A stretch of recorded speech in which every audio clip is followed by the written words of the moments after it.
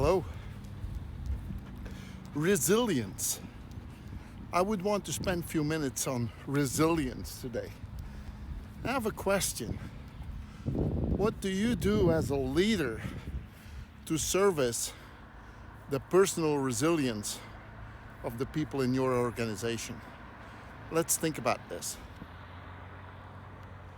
We all need resilience to bounce back after pretty dramatic events or events that hit us.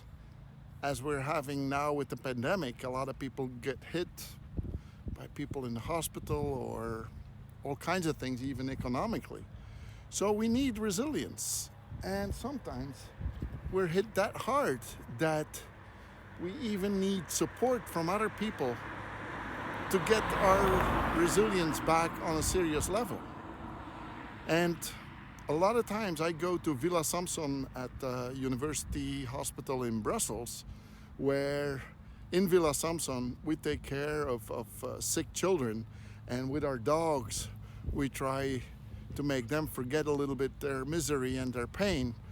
But now Villa Samson goes even further. They made a Villa Veerkracht, and Veerkracht means resilience in Dutch. And it's a very interesting setup. I mean, they started it pretty much in the middle of the start of the pandemic. So it's 6-7 months old now. But there are no better people to explain what it's all about than the people that are responsible for Villa Samson and for Villa Resilience. So here we are in the meeting room of Villa Samson, where Vicky and Karen are waiting for us to give more explanation about Villa Samson and even more so about Villa Veerkracht. So, Vicky, hello.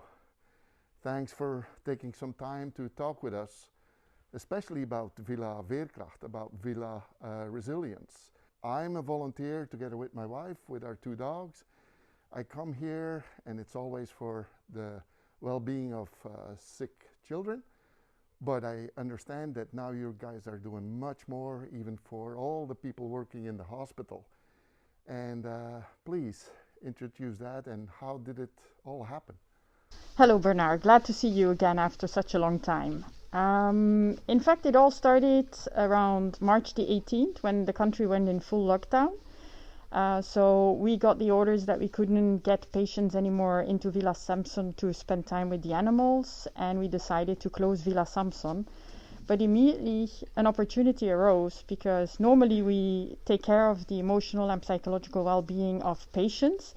I got the request from Karen and psychologists from the hospital if they could use Villa Samson during the lockdown as a safe haven for the personnel from the hospital.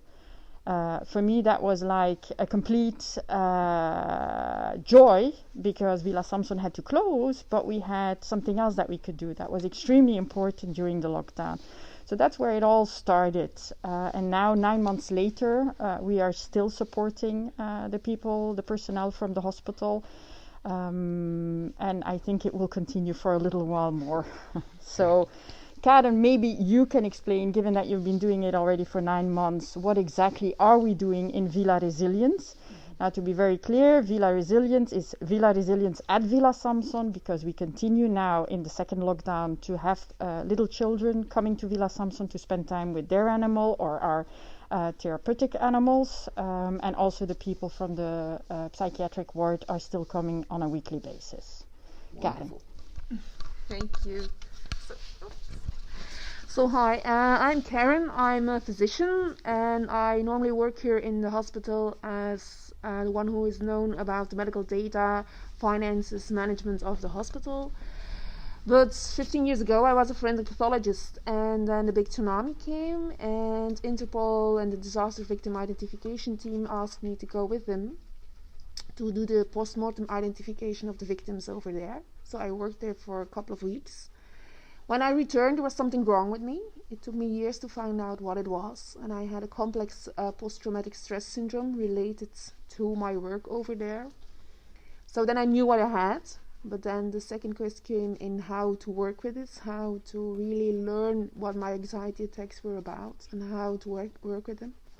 It took me years again, to really get to know them, to really work through every anxiety attack.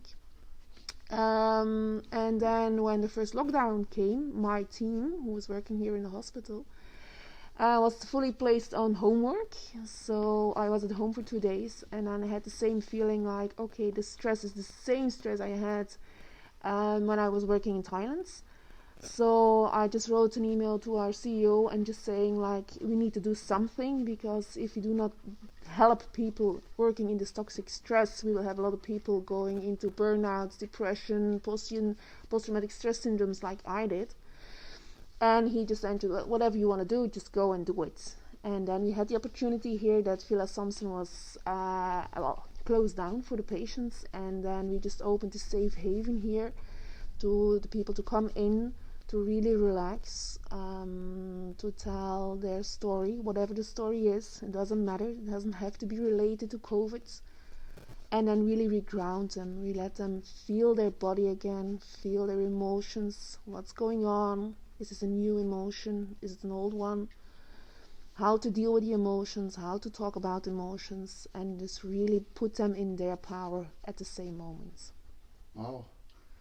Well, thank you both so much for introducing me to this new adventure, so to speak, and I think it's more than needed, because we all talk about how the people in a hospital are under pressure, but I don't think we as just civilians, we have a real idea of what's going on and about the pressure, and even more so about how to deal with the pressure, or where are there ways to go to people with the expertise you have to deal with it or to heal it even. So thank you so much for introducing us, and we will talk again. What an honorable story, huh? Great, huh? How they take care there of the wellness of the people working in the hospital. So they're not only taking care of the patients, also the people that are working there, and not only the nurses or the doctors, everybody that works there. That's just such an awesome thing. My question is again, what are you doing in your organization to service the personal resilience of the people working for you? And you need to know that we all consider now in our country and in other countries, the people that are working in hospitals or nursing homes and stuff like that, they're all heroes. But what is a hero? Well, a hero is humble, he is empathic, is resilient, and optimistic. And just check it out when you need to go to a hospital or you hear witnesses coming from a hospital. That's exactly what those people are.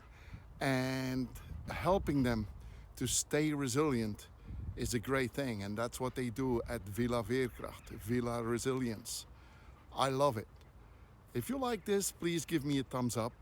If you want to hear more stories, please come back to my vlog, Think Talk Walk. And we'll see each other next time. Have a great day. Bye.